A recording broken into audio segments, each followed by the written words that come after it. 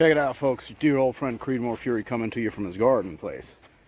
Anyway, I wanted to highlight some things that we were chatting about this week. Show you what I got on my radar right here. Is some old garden media, some marigolds. I think there's some tomatoes and some other things in there. Probably some radish and whatever is kind of growing. And the bees are really working that stuff over. Bees, maybe hornets, wasps, gosh, who knows who else. But they love this stuff as it's, breaking down. But let's just say you got some of this stuff lying around. You don't have enough to really make a good go of a compost pile. Maybe you don't have enough wood chips. Who knows? I don't know. But let's see what you can do with this stuff if you've got a barrel and some clean water. Okay, so here we go. There you go. There's a barrel. Well, that's not a barrel. That's a barrel. If you happen to have something like this lying around and you're a back to Eden gardener or any kind of gardener, well, you can make all kinds of really, really good fertilizer. I've got some brewing over here right now that I can show you. But let me give you the gist. 65 gallons, 5 gallons. Makes no difference. If I've only got a small amount, I can use a 5-gallon pail. I'm going to fill that pail about halfway. Really, really stuff it in there, you know what I mean? Stuff your media in there. Fill it halfway with garden plant media. Garden plant media. Doesn't matter if it's healthy or sick. Same concept here for this big black one right there. This used to have gherkins in it. We got a whole bunch of them. See, I use them for all kinds of stuff. But anyway, we're in my compost area. We're my little zone where I make extracts and compost teas. And in this barrel right here, I can pull the top off.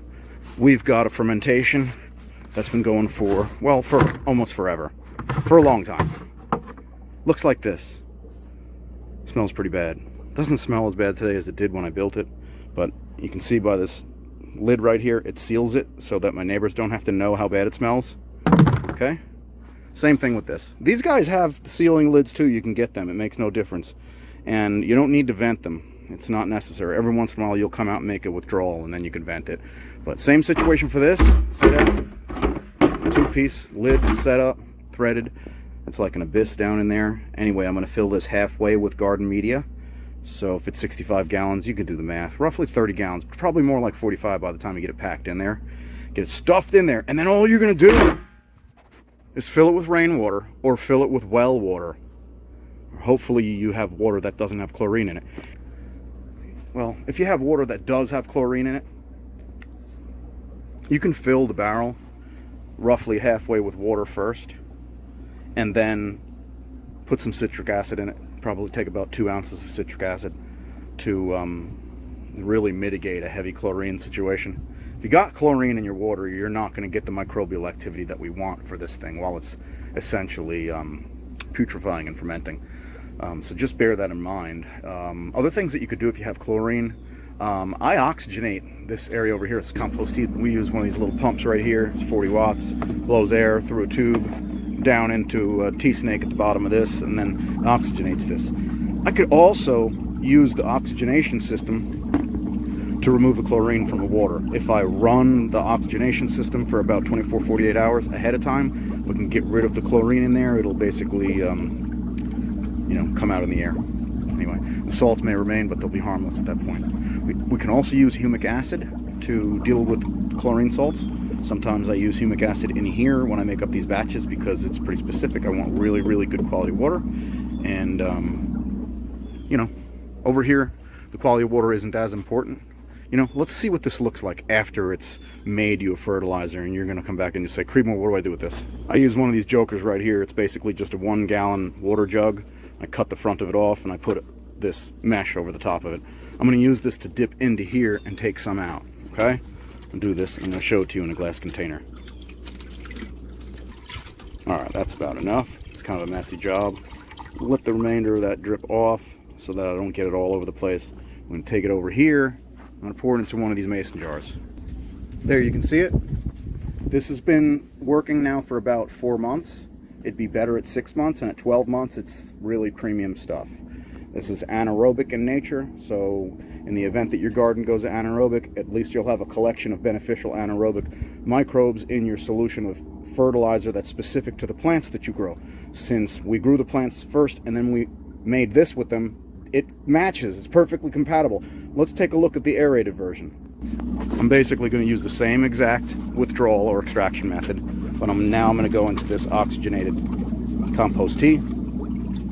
Just take a little bit out. It's very clean. It's really not trying to decompose any big particles. We're just really washing microbes off of the media that's in there.